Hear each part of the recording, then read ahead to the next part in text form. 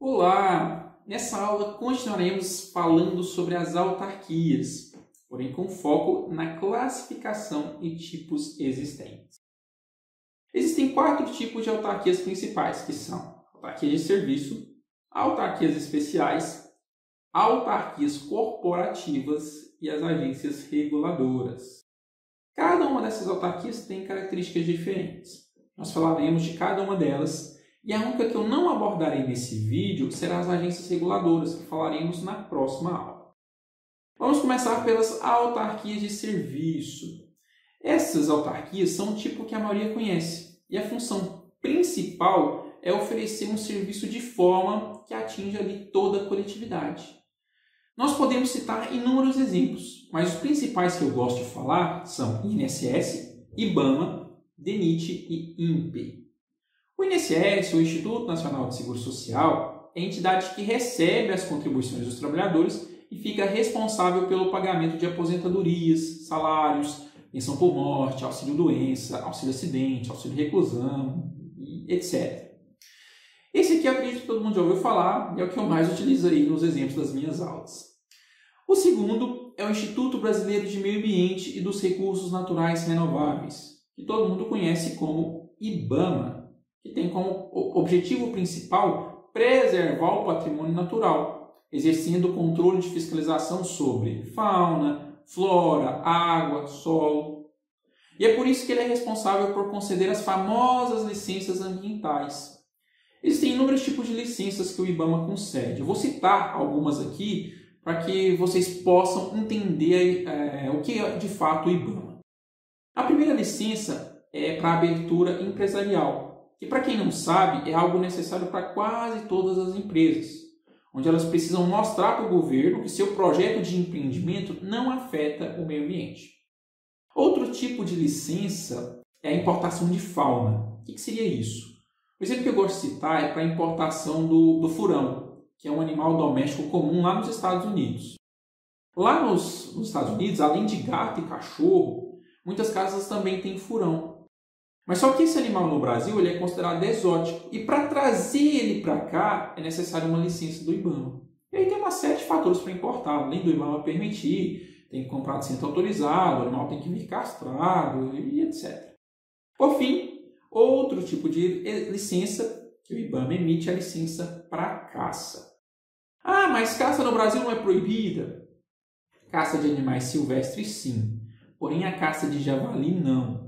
O javali é uma espécie exótica que não pertence à fauna brasileira e que, por estar num local onde não há controle biológico natural, ele acabou virando praga. Dessa forma, para contornar esse problema, a partir de 2013 foi regulamentada a caça ao javali, desde que a pessoa tenha autorização do IBAMA para essa prática. Próxima autarquia, DENIT, que é o Departamento Nacional de Infraestrutura e Transporte. O próprio nome já diz qual é a função do DENIT: implementar a política de infraestrutura de transporte. É claro que não é todo tipo de transporte. O transporte aéreo não entra aqui. O DENIT só maneja transportes terrestres, ferroviários e aquáticos. Nesse caso, é a DENIT que tapa os buracos das rodovias, faz criação de viadutos, pavimenta estradas rurais, emite multas para caminhões com excesso de peso e essas coisas aí. O outro é o INPE, ou Instituto Nacional de Propriedade Industrial, que tem como objetivo fazer o registro de marcas, patentes e desenhos industriais. Então, se você é um cara que tem uma empresa e quer fazer com que essa empresa tenha um símbolozinho de marca registrada, tem uma autarquia específica para isso, que é o INPE.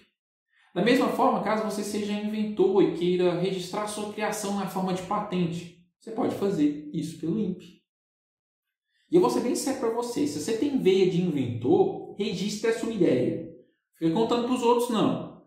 Acho que é R$100. R$100 você vai lá e registra no INPE e protege a sua patente. E assim, não fica achando que a sua ideia é boba não, pois é o simples que faz a diferença e pode um dia te tornar milionário. É igual aquele Miracle Boop, acho que é Miracle Boop que pronuncia, que virou febre no Brasil e foi inventado pela Joy Mangano. Coisa simples, esfregão de plástico, junto com um recipiente onde vai água, que tem um sistema de funcionamento onde você consegue lavar o esfregão e torcer sem precisar molhar as mãos. Você coloca no recipiente por meio de um sistema giratório, o esfregão sai limpo e seco. Uma coisa boa? É, mas já vendeu aí mais de 50 milhões de unidades e a pessoa ficou milionária. Imagina se ela não tivesse registrado essa patente, ia ficar sem nada.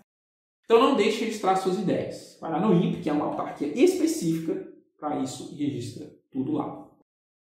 Próximo tipo de autarquia são as autarquias especiais. E a principal que eu vou citar é a Bacen. Tem outras autarquias especiais, como a Sudan, Sudene, Sudeco, Suframa, que na verdade são superintendências voltadas para o desenvolvimento de algumas regiões do Brasil.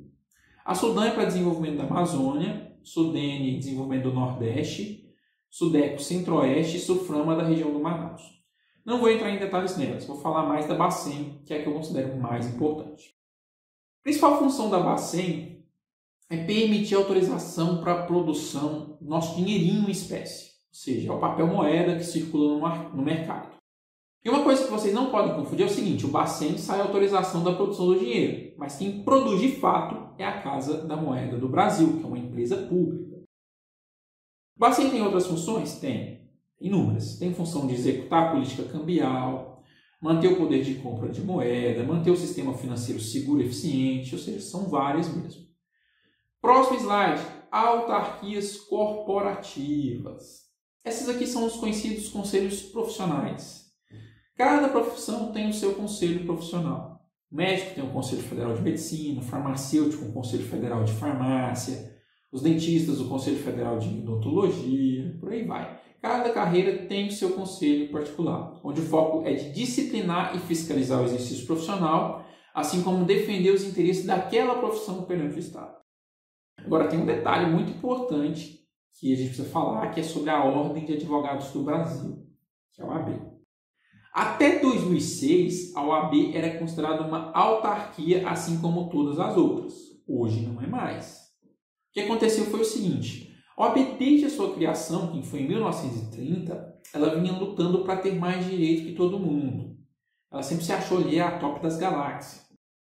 E como autarquia, ela tinha inúmeras vantagens, mas também tinha desvantagens. As vantagens que ela tinha eram imunidade tributária, penhorabilidade dos bens, possibilidade de poder cobrar tributo, que é a unidade que todos os conselhos profissionais cobram. Porém, nem tudo era flores, pois da mesma forma que ser autarquia conferia vantagens, ela também conferia desvantagens. E duas desvantagens que a OAB sempre lutou em não praticar foi contratação de pessoa por concurso público e a necessidade de fazer licitação, que também é algo inerente ao direito público. A OAB nunca quis fazer isso. Na verdade, ela queria o melhor dos dois mundos, as vantagens de ser autarquia, mas junto com as vantagens de não ser. E ela conseguiu isso em 2006, quando a ADI 3026 do STF concedeu para a OAB o título de entidade sui generis, ou seja, órgão público independente e desprovido de natureza autárquica. Aí você pode me perguntar, então quer dizer que ela perdeu as vantagens de ser autarquia? Não, meu caro. O STF deixou bem claro que o caráter sui generis não inviabiliza a manutenção das vantagens autárquicas. Agora, se você me perguntar se houve impessoalidade nessa decisão do STF, é uma coisa que eu não me arrisco a responder. Mas o fato é, se cair na sua prova que a OAB é autarquia, você vai marcar como incorreto. A OAB é a filhinha de ouro do STF e, portanto, tem mais vantagem que as outras. E, por fim, o último tipo de autarquia são as agências reguladoras, como a Anatel, a ANEEL, a Anvisa, a ANTT. Eu coloquei esse slide aí para que vocês tenham em mente esses tipos de autarquia, porém eu vou falar com detalhes no próximo vídeo.